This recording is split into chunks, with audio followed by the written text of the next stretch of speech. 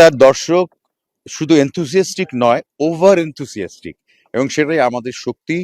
এবং ছবি প্রচুর আসছে, আর ইন্টারন্যাশনাল কম্পিটিশন সেকশনটায় অনেক পরীক্ষামূলক ছবি দেখা যাবে। তার জন্য ওই সেকশনটা আমি তৈরি করেছিলাম নিজে হাতে, মনে আছে, নামও দিয়েছিলাম।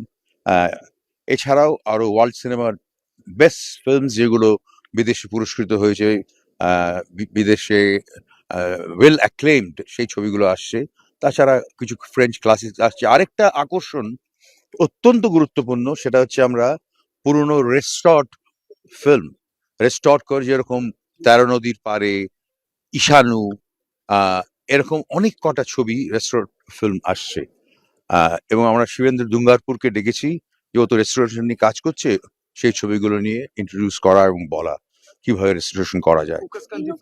আর ফোকাস কান্ট্রি ফান্ড। তোমরা কোনো আউটরিচ প্রোগ্রাম কি থাকছে to connect the societies and all, like tell me what? কোনো কি আউটরিচ প্রোগ্রাম কি ক্যারি আউট করা হচ্ছে to connect the societies and all, like মানে আমরা যেটা আগে দেখেছিলাম যে পাড়ায় পাড়ায় No. Well, we have so many theaters. I guess 20 theaters altogether. Parai Parai cinema is not happening because there's some technical problem. But 20 theaters is more than enough. Spread all around the city and the suburbs. It's a big show.